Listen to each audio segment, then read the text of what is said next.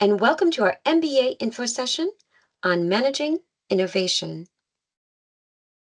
We'll start with quick introductions before diving into our topic on managing innovation, followed by an alumni success story, and then highlights about our MBA program, where you can find out more, and Q&A. So I'm Ginny Hinderscheit, Head of Marketing, and with me is Chandra Dalpont, MBA Program Director, Professor Thomas Gillier, Associate Professor of Innovation, and Joel Lush, MBA 2022 graduate. And with that, I will hand the reins to Professor Gillier. So in my class, I try to share and to transfer what we know. So I try really to do as much as possible for the student to know exactly what is currently known on the field, to be on the top. So the state of the art in three main, I would say, aspects. The first is creativity. So it's basically the question of where new ideas emerge. So more the psychological aspect of creativity. Actually, it's very interesting. A lot of research has been done on this since 50 years. Creativity, individual, in alone, or in teams, or in group. So the different process of this. We also covered a psychological phenomenon called fixation effect, which is a bias. So it's a cognitive bias that reduces creativity. So we try to explain how we can overcome this bias, how we can make people more creative, for which techniques, which reasoning. So I try to provide the state of the art on this. The second is the user innovation. So it's saying that sometimes firms, they need to involve user, external partners to have ideas. And there is a very hot phenomenon called design thinking, user innovation, where you want to embark user in your innovation journey. So I provide here the tool, the process, the techniques to involve users in the innovation processes. So the question in this aspect is, how do we identify such, we call them lead user, so that advanced user who bring new, fresh ideas. So how we identify them, how do we work with them, what kind of tool we can provide to that users, and the design thinking also approach, the experimental, the iterative process. So we cover this big aspect in innovation. And the last one is more open innovation and crowdsourcing. So it's collaborating not only with users but with partners. So firms, they work with other firms, and we try to better understand what are the mechanisms behind, but also how do you select the partners, the right partners, because you have a variety of forms of open innovation types. You can collaborate with a crowd, you can collaborate with R&D, you can collaborate with partners, you can do merger, you can do acquisition, and all the different type of open innovation has a different impact on innovation and creativity. So we try to do this kind of teaching about what is open innovation, how we manage firms who want to go over the boundary, right? How they can collaborate with the external partners. So this is the first, I would say, aspect of my class, which is very theoretical oriented. So I provide quiz, I provide a theoretical article, and I try to challenge the thinking, students thinking about this state of the art. And the second part, maybe we can switch to the second part, this one, yeah? It's more practical part. So I try to do only 50-50, 50 practice and 50 theory. And in this aspect, I try really to say, okay, now we know a bit more what is creativity, we know what is not, what are the drivers. Now let's try to use. So it's more a kind of tool, an application of the class, where I basically enroll the student in an innovation challenge called Agorize, which is a student-based competitions.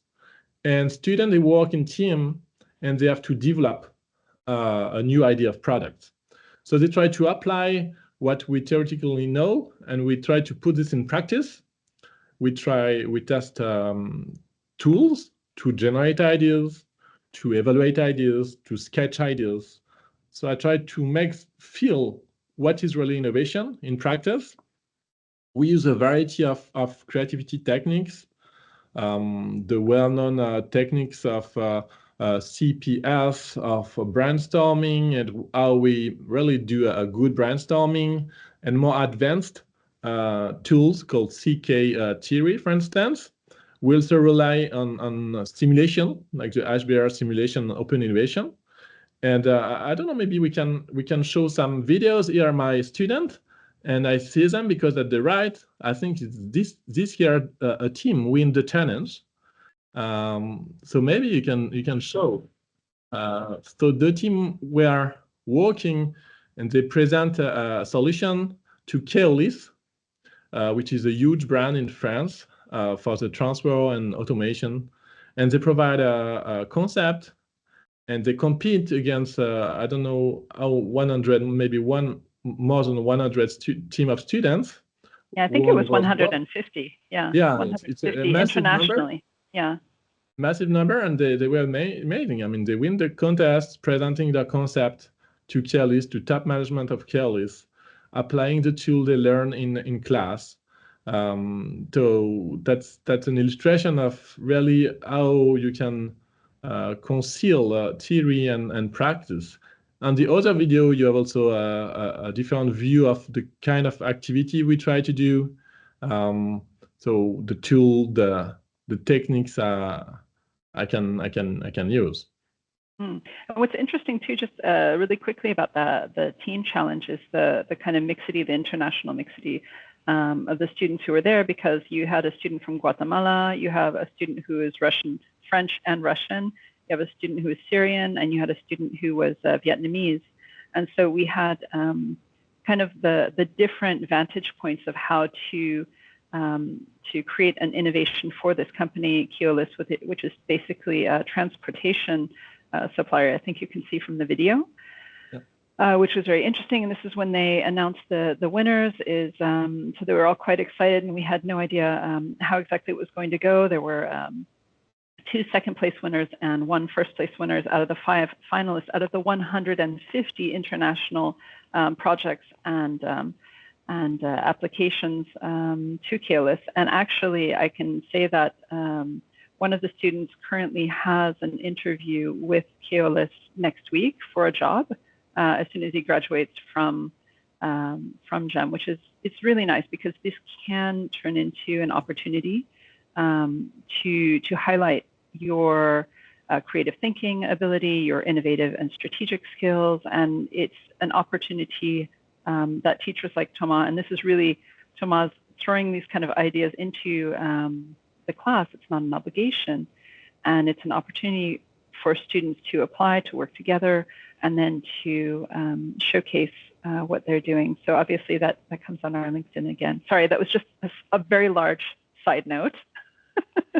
So go ahead. Sorry, if you want to look at the other game, and then I would love to hear about that game from you and your development, how you participated in that as well. Yeah, so in the video, what you can see a game called Grenoble, which is a serious game, a creativity serious game developed by the school. So it has been developed based on research, actually. So it's a very nice creativity tools where students learn how to generate new ideas. So it works in a principle of recombination. So you start with an object, and you decompose this object in components, and then with the Grenoble game, help you to have new ideas by recombining components. So they experience this practice of creating ideas through recombination, which is a very standard way of generating new ideas. Yeah, and I think you were actually involved in the creation of Grenoble. Yes. I was testing, not the creation of the creator of the Creana, but I was testing, and I'm using this technique since many years. In research, something which is a bit hard to do is to compare different tools. Because usually the question is what is the best tool to generate new ideas, and from a research perspective, it's hard to compare different kind of tools because you need to have all these controlling factors to be sure that it is this game better than this one, and not because of social factors and so on. But in this research, the original creator of Creana, I mean the researcher who developed the theoretical principle, developed a very nice research where they compare and they show really the importance of Creana. The name is Goldenberg. And it's interesting. I mean, I know that at GEM we use a lot of serious games in running our programs, and this is part of our innovation and our creative approach. And I think it does help to anchor concepts a little bit better, and it makes it more stimulating because if you're just hearing theory and then you're writing on a piece of paper or doing simply a project, it's one thing. But when you're implicating it into a physical game, which, by the way, I know that we've made it into an online game as well, so that we can kind of transport wherever we go when we run our programs in Georgia or elsewhere. But I know that playing games helps to anchor this logic, shall we say? Yeah. Yeah, I would say it's. I mean, playing a game, doing a serious game is nice because it facilitates your creative thinking, but also I think it works very well in concert with a theoretical backing because you need to understand what happened in the game, right? Not only to be surprised by the game, but also to understand better why this game has been developed this way and what are the core principles behind. So it's nice also to have the two, a very practical use of the game, because it's very practical. You need to do it in a workshop. You need to do this with real people. But also, if you want to facilitate, you need to have the theoretical background, right? So the two are very complementary in playing games. And you were also doing that in the room with all the pictures, the blue, the orange, the green. Can you talk about that maybe? What was that? Yeah, so at GEM, we have an innovation lab where you can see some videos. So very nice room where you are very comfortable and you can develop your creative ideas in a very nice and fresh atmosphere. So it's GEM, we call this GEM lab, where you can also try different kind of tools, of technologies, eye tracking, many different kind of stuff. So it's an experimental platform where people they learn. You can teach, you can do research in this innovation lab, and this class, my class, is usually organized in this lab. Yeah, technology and innovation management lab too. So the team lab, right? Call it team lab, not TEAM, but team even though we work as a team and you have to, but it's also an interesting space because we use it for executive education as well, where sometimes we will invite companies to mix with students, to mix with researchers, to grapple with design thinking problems and kind of go through the different phases. So the team lab is really a physical manifestation of design thinking, which is a theory that was put forward by Stanford University in the kind of 5 stages in the iteration and so on, which is something that, as you said, you talk about design thinking in your class, but this is kind of a physical way, again, on how to anchor and kind of digest these theoretical ideas, and we go through the different steps. And the interesting thing about team labs is the fact that we're trying to anchor it through color, through sound, and through physical movement, and a certain ambiance in the creation. And what's interesting is that we had a partner that helped us to set up that lab. It's an interior design space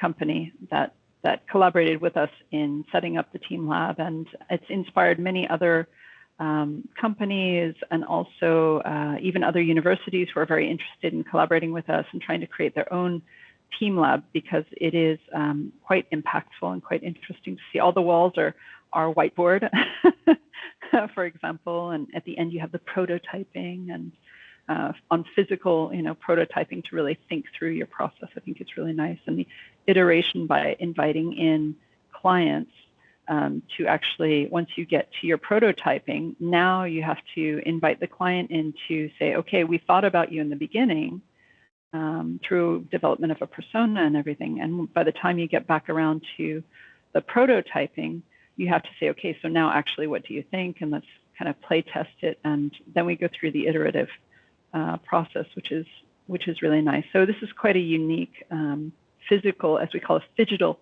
space at GEM, one of the several labs that we have. Yeah. Great, and just one question, because I think I was just meeting with one of our students who's a current student right now, and she said, I was kind of surprised about innovation, because when I came in, I was thinking innovation is technology, and it's always technology. And what I learned is that it wasn't. You could change a color, and it could be innovation. So are there any, I don't know, expectations or misconceptions when students are coming into innovation classes? What have you found? Yeah. So innovation creativity is always like a buzzword. I mean, it's constant. Like everyone has his own definition, own perspective, own way interpretation, and I think it's what the objective of the course also is to provide research content and to show that many of our beliefs are false, actually. So, for instance, one big false belief that is about the most popular technique of creativity called brainstorming. So, brainstorming is most famous because it's quite simple, cheap to do, not so expensive, and many companies are doing this, right? And for instance, since the 40s, we know by research, and maybe that's been the most replicated research result in my field, we know that people alone, they generate more ideas and more creative ideas than where they are in group. So group brainstorming led to less ideas and less creative ideas than if people brainstorm alone. So that's big, because of course my student, I ask them, I try, okay, who think what? And of course it's a very famous false belief. And of course, I mean, we are still doing group brainstorming, right? Because in group brainstorming, you developed group cohesion, right? You group social process, which is super important if you want to innovate, because you cannot do it alone. In a company, you need to build a team, right? So then the question is, now you know that individual creativity leads to more ideas, more creative ideas than in group. What can you do? And of course, classes, okay, very specific takeaways, like if you need to start an innovation process, a workshop, first, provide time for people to work alone. So make them work alone, make them create ideas alone, generate ideas alone, and then put them into a group. So this is an example of a false belief where we can say, oh, we do group brainstorming, and researchers, no, don't do group brainstorming first, do initial individual brainstorming and then group brainstorming. So that's an example of how I use research to challenge and to show the false belief. Another false belief, which is also very known, is saying that in your brain is divided in two hemispheres, the right and left, and some people are better on right, left. And also research shows that it's not exactly the case. When you create ideas, you develop different kind of brain region, you activate different brain regions. And it's not a matter of a certain mismatch against another one, right? You have two basic mechanisms. One is a very associative mechanism, so it's association of ideas. But if you want to generate ideas, you also need to evaluate ideas at the same time, not after, but at the same time. So when you generate ideas, you evaluate ideas. So in all your brain, in fact, is active when you do creativity, right? So I try to. It's a second example of how we can try to avoid a false belief, to show what we think is true, and to show with research that's not the case, and then to think about how we can change our practice. What can we do now in practice? Now we know this theoretical knowledge, what we can do with this, how we can apply this in practice, what are the new tools, what are the new process. So that the way I'm usually teach this class.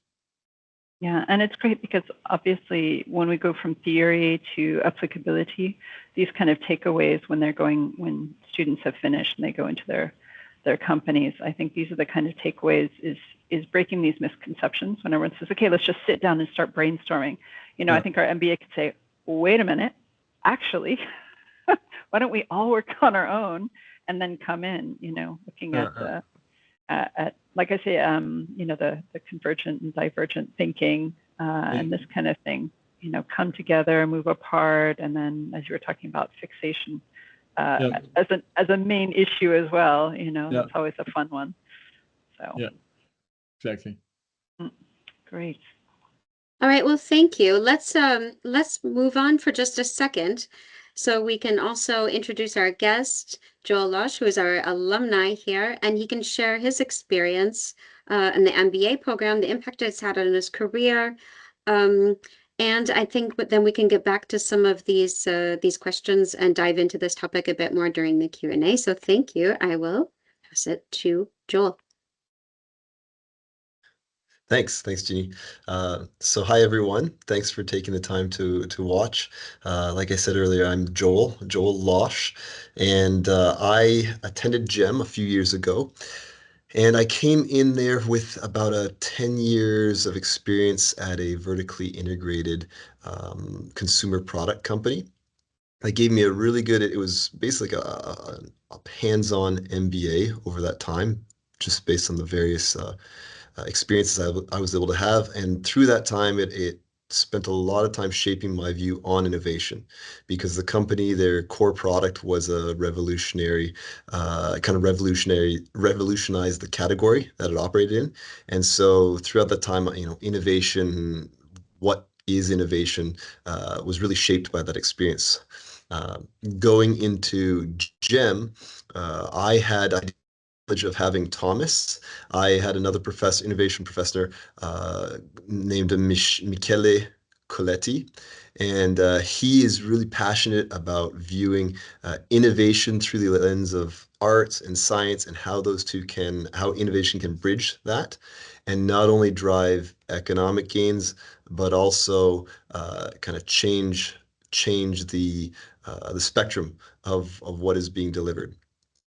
And so through that course, what stood out to me was actually an opportunity he gave us, which assigned us to go and talk to somebody who works in innovation, whose role is directly tied to innovation, and interview them. So initially, the first initial challenge was just the networking challenge of a lot of us didn't have that person to go to. And so it forced us to get out and tap into our network and figure out how can we get in touch with someone who truly is working in innovation. So over the course of that assignment period, I was able to actually speak with what ended up being a chief technology officer for a publicly traded automotive parts company. And that kind of added another dimension to my understanding and to what my lenses of what is innovation. My first lens was innovation is revolutionary, game-changing. That's lens number one. The second lens that this individual shared with me is that yes, innovation, the big game-changing, revolutionary ones, those are what get all the attention, and those are what make the news, what drive eyes to the product and the brand, what gets the hype created. But he said what's actually much more a part of his day-to-day job are the mundane innovations. And maybe those two words don't necessarily go together, but the mundane innovations that are out there that can drive the company forward. So whether it's saving cost savings, or whether it's helping them improve their business overall, or increasing profitability, or even he talked about reducing warranty claims. And so any of those types of innovations, they're small, you don't notice them, they're not going to get press, but they actually have potentially a much bigger impact on the overall business. And so coming out of that experience, it was valuable to me because it added another dimension, another lens that I hadn't had prior to the MBA, and stayed with me, and really appreciated that opportunity through Mr. Coletti's course. Currently, I'm now working at Hardest Group, which is actually it's a role that I came into this year. Actually, in big shout out to Chandra, because Chandra had that initial connection. So again, back to the networking plug, important to do. And thank you again, Chandra. But I'm working at Hardest Group, and so they're a software editor and a business transformation company that's European based, well, actually Grenoble based, European offices. And their whole idea here is to use technology as a way to change businesses and drive business forward. And so my role here, what was interesting, I think, for part of my hire was my past experience along with GEM's coursework, creating the creative thinking that's necessary to kind of help drive this business forward as it looks to evolve. Hardest Group is looking to internationalize itself, is looking to grow beyond just the European continent, is looking to use AI for both everyone in the business and for growth. And so the role is to kind of use the innovative, creative thinking, design thinking, a bunch of different things from the MBA to try to help push the business forward and accompany the leaders here who have set the vision, the goals, but need support to help do that.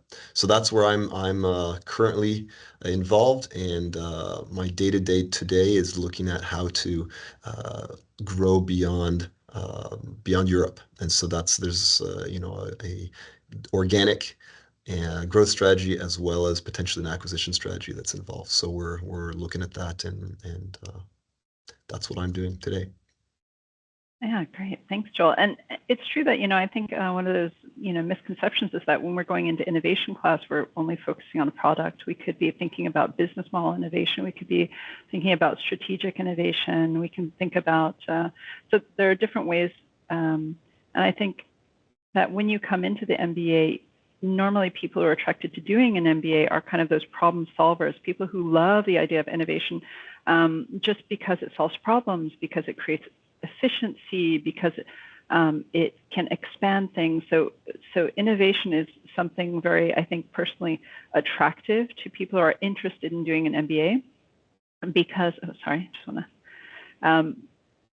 but I think it's very interesting because it's something where we have this critical analysis, we have this desire to create, desire to find strategic solutions, to have problems. We love, MBA people are not 9-to-5ers. We are not people who just want to do the kind of job where we go in, we execute the ideas of somebody else, and then we go home for the day and we don't think about anything else. We need to get our teeth into something.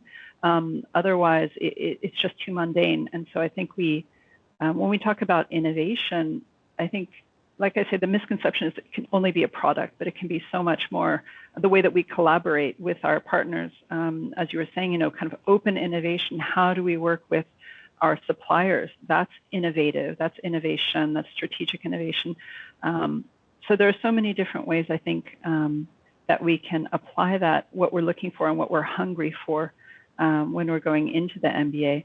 And for sure, Hardy's Group is fabulous. It was because I was talking to the CEO, Nicolas Audet, and he is also an alumni from GEM, not from the MBA specifically, but from the program here at GEM. And he said, I'm really interested in finding someone who has this systemic vision, strategic hunger, and interest in developing business internationally. And so, I was thinking, who do I have in my in my portfolio? And absolutely, I called Joel and to see if he would be interested in that. And thankfully, Joel lives in the area, and it ended up working out quite well. So we're happy that has aligned, and that you have a nice, new, interesting, challenging project, because like I said, that's what we like.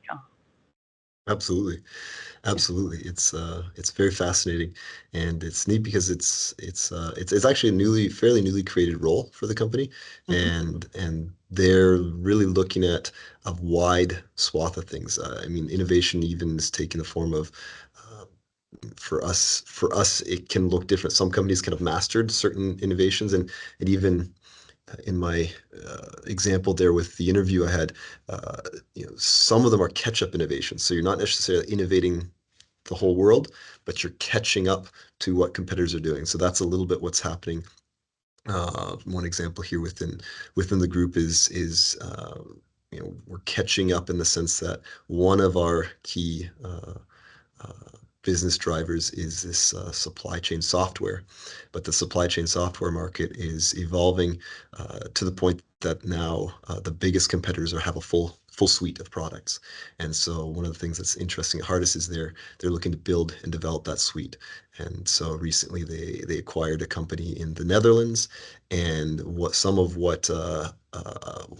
there's three of us who are on this team, and what is their day-to-day is looking to integrate this complementary product into what is the Hardis group of the Hardis suite of software. So interesting projects. You're right. Day to day is not every day is the same. Every day is a little bit different and has different challenges and is mentally stimulating. And so I really appreciate it, especially for with the MBA background makes you appreciate that. So yeah, for sure, absolutely.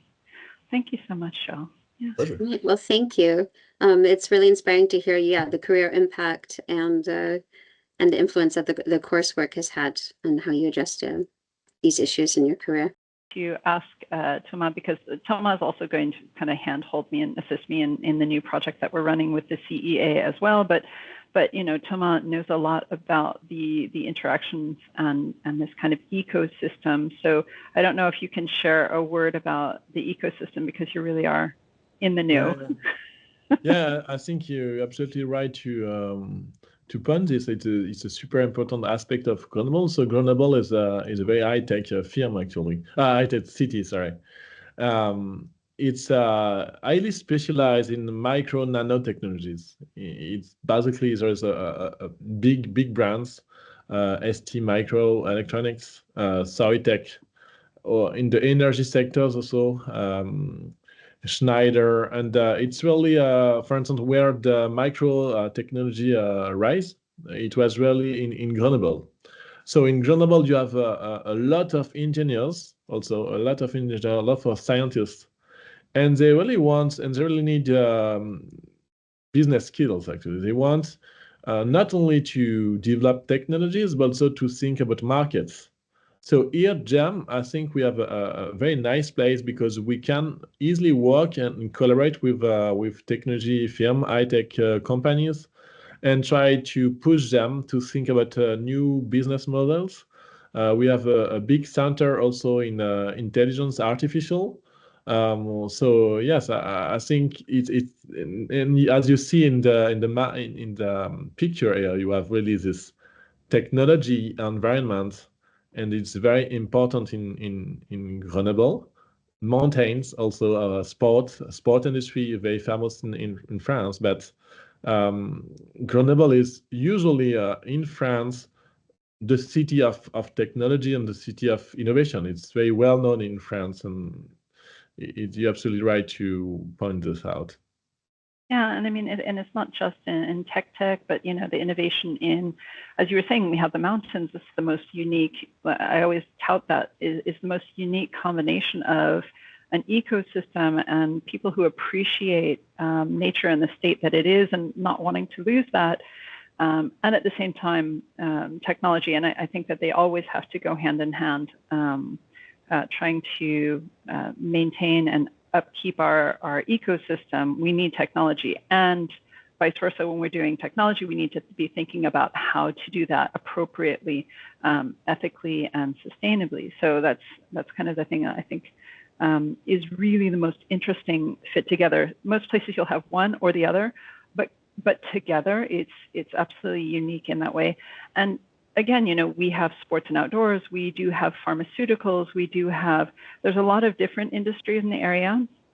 And so when we talk about innovation, of course, it's, you know, we have tech innovation down to the nano level, but we also have things as far as all the way up to skis. You know, we have the headquarters of Rossignol and Salomon literally on either side of the valley. And they, you know, Salomon's working on shoes right now, so they're innovating on their business model, on how to manage, you know, the climate change and, you know, create more diverse products to be able to balance out how they're managing climate change and the impact on the ski industry and their quest for that kind of technology. And at the same time, we have Rossignol, who the headquarters are here, but also where they develop the highest level of competitive skis. So that kind of innovation as far as producing the best and most productive and best performing skis, for example. And we've visited their production site and their headquarters. So, you know, it's not only tech, but it's innovation in so many different senses. And one of the ideas again is you know, how do we innovate our business model based on the changes that are coming? How can we innovate? So, you know, for example, we'd like to go to a ski station, talk to them about their challenges, and then use something we call cubification, which is business model innovation, play technology, where we have a kind of a Rubik's Cube, where we can play with that based on, you know, who's your customer base, what is your unique selling point, so USP, where do you sell, what is your price point, et cetera, and we mix this up and we try and have, I would say, disruptive thinking, pushing you to think in ways, because we're talking about fixation, you know, trying to get out of that tunnel vision that we tend to have and force ourselves out of that tunnel vision thinking about what things are, what it is, what exists, and how we can actually change them, because we often get kind of fixated on what can be changed and what can't be, because, you know, A is for A and B is for B, and it's difficult to pull our heads out of that focus. So thanks. Thank you to both of you. Chandra, this seems like a really good segue to make our big announcement. Would you like to present the new full suite of MBA programs, and then we'll dive back into our flagship MBA. Great, sure, no problem. So obviously, you know, we have the standard global MBA, top 100, you know, LinkedIn, Financial Times, and so on, that we've talked about before in previous videos. The new things that we are launching into are an executive MBA, which is basically similar to our global MBA, but it's more on a part-time focus, which means part of it will be here in immersive classes for weeks, for example, 8 weeks here immersively in the area. So we're really targeting people who live within, I would say, a 2-hour flight or train or et cetera. So within Europe. I wouldn't recommend this for sustainability reasons for people to come in 8 times, flying in from around the world. Even if that's a lovely idea, it's not something I would personally support, but it is in general for people living around the Europe area or who can get to us reasonably. And then beyond that, we'll be looking at the Tech EMBA. So that was something we had just mentioned. That will be working with the French Research Institute, the CEA, which is the Center for Alternative Energies. It used to be Atomic Energies, but obviously we've moved past that. We're in a different age right now. So we're looking at how can we innovate in the energy sector, for example. And this is a Tech MBA a little bit different than the others. So we're not just talking about data and technology and this kind of thing, but we're looking at a sector deep dive. So here we're going to be focusing on microelectronics. So you spend a good percentage, almost a third of the time of the program really focusing on a specific sector. So either microelectronics or alternative energy or other tech sectors that we'll be getting into later, but the first year we'll be focusing on these two principally. This makes sense because it's very much in line with Grenoble and who Grenoble is as an ecosystem, as an entity. These are our strengths. This is the kind of industry that we have solidly here in the area. Grenoble is an area that was founded around alternative energy, hydroelectric, in fact. That's kind of how Grenoble sprung up, literally.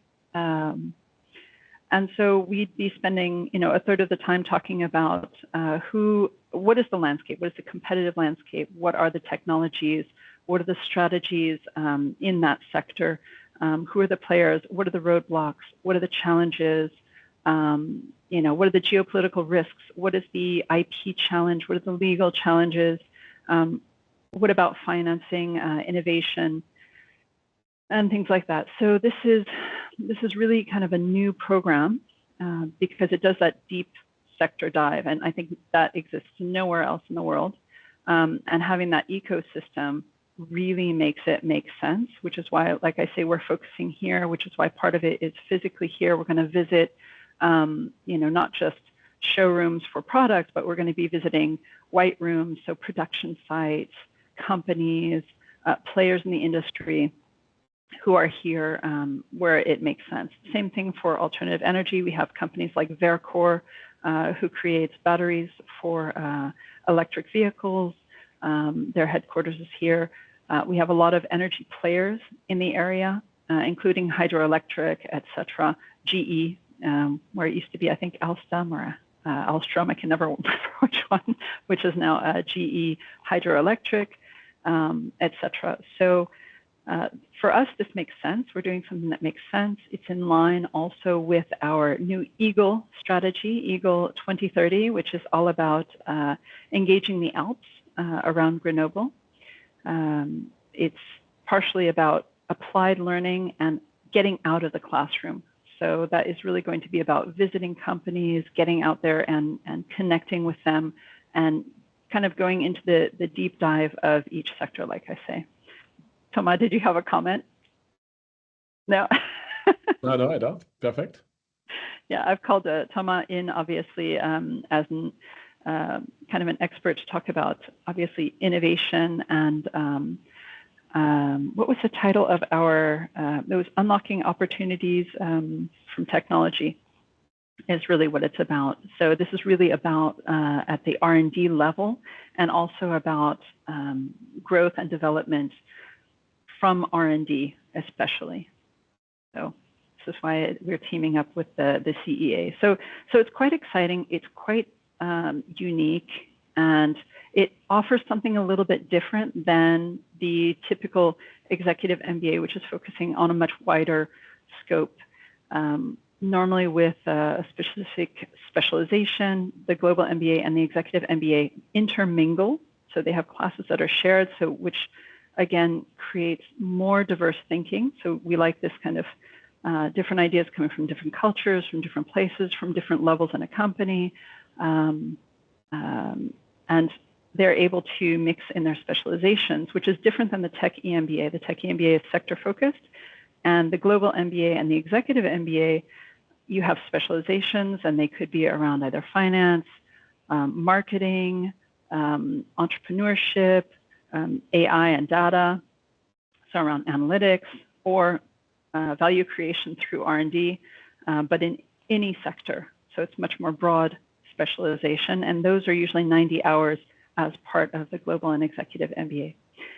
And with the Executive MBA and the Tech Executive MBA, we're going to try and share classes so that we again have that intermingling of cross-sanguin kind of thing, as we would say in French, intermingling, the kind of scientific researchers who are in innovation, who are deep dive, who understand an incredibly impactful technology, be it alternative energy, microelectronics, or soon perhaps specific data sciences, with people who may be completely outside of that industry, which is important when we're talking about disruption, right? Because when we talk about disruptive thinking, we don't want to have a room of the same people who think the same way, because we can't pull our heads out. And so we want people to ask us, but why do you do that way? So, when we work in the team lab, when we invite people in, we try and get very diverse groups, because we want somebody to say, I don't get it. Can you explain why? And why don't you just do it this way? And this kind of divergent thinking we're talking about, or disruptive thinking, in fact, is important when we're trying to innovate and trying to shake up what we do as a consistent, whatever we do consistently. So anyway, so it's quite exciting. Thank you. And we'll have more information in the next couple of weeks. Chandra, yes. So it shows that we do have a full suite of MBAs and something for everybody. Could you probably just quickly highlight our flagship MBA program? Yes, so this is our this year's cohort. So it's exciting. We were at Schneider Electric, again, who provides solutions, integrated solutions, IoT and energy solutions, especially for buildings. We were at the building that is the most ecological in all of Europe, actually. It's our flagship, and it is here just on the Presqu'île, which is just down the street and literally next to our GEM labs, which is about a 20-minute walk or a 2-minute tram ride away from our headquarters. And they love having us over for a visit. We talked to the head of sustainability, who talked a lot about their objectives as a company, as far as sustainability goes, and how they're trying to improve their own personal processes. So this is our cohort. Obviously, like I say, we are top ranked. So our EMBA is top 50 in the world. Our full-time global MBA is top 100. That being said, we are triple accredited. So we really have a lot of quality standards, and we live up to them. It's an intensive program. However, it's not the part-time that I was explaining before, where you can do stuff online and you can do coming in from time to time. This is like every day, hands-on, 10 months, super intensive. Your weekends, your nights, you're going to be studying. You're going to have a new family, and that is the cohort around you, absolutely, which is great, because I really create a cohesive group from the beginning, because you have to practically live together for about 10 months, but it's fabulous in that immersion methodology. It's very much hands-on and applied, obviously, including a consultancy project in the middle. It's about a 2-month consultancy project, and last year we worked with Becton Dickinson, or we say BD, which is an American company, but they have a French headquarters here in the area. So it's kind of a marketing and feasibility study that we did. And what else can I tell you? We do trips.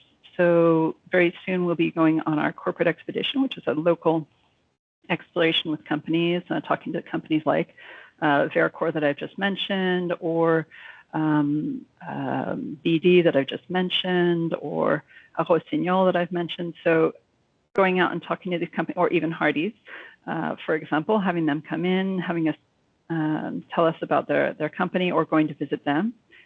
Exploring cultural options, wine tasting, for example, interesting things like that. Obviously, you're in France, you should do the wine tasting if you can. Otherwise, we have great juice.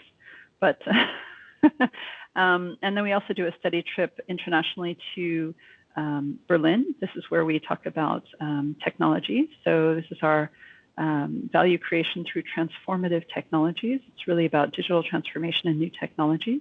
We do half of it in class here in Grenoble, and the other half in class in Berlin, as well as company visits to companies like SAP, Accenture, even Deutsche Bahn, which is the train company. So we spend a week in Berlin. Hotel and airfare is included in your tuition. The EMBA does a second visit to another country that we're aligning. Could be operations in India, or it could be something around sustainability in Amsterdam. It really depends.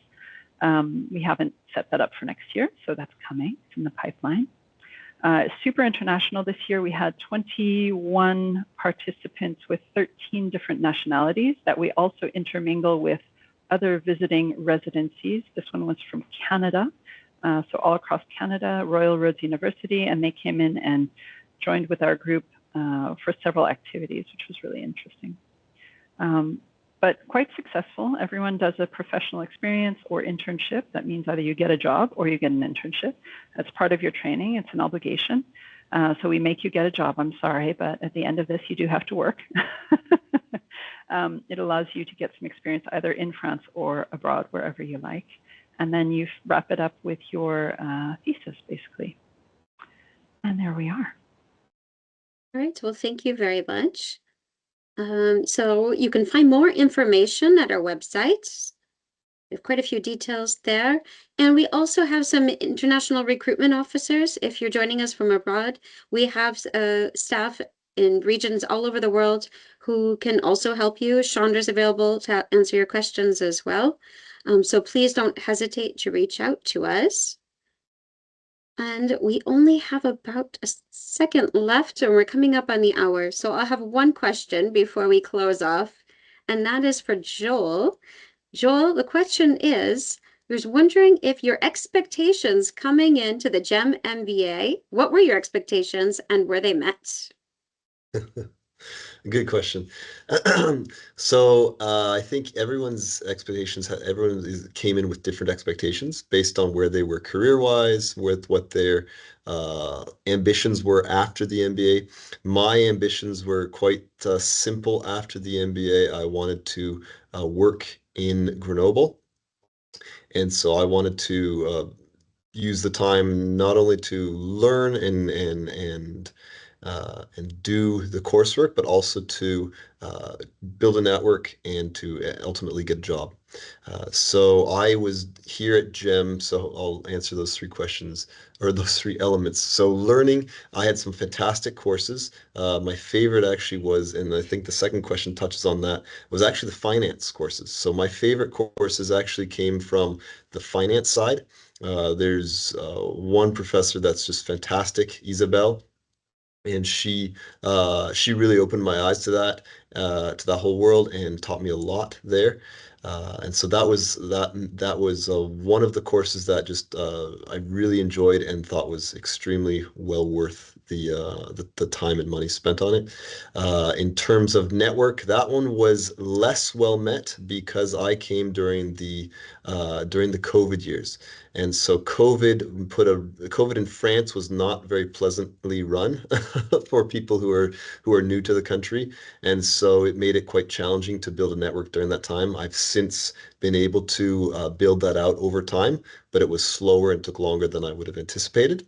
So that's a two-sided answer to that one. And then the third one was get a job, and I have had I got a job a few months after completing the MBA. Actually, technically I hadn't completed because I had to submit my thesis, and so I had a job prior to submitting my thesis.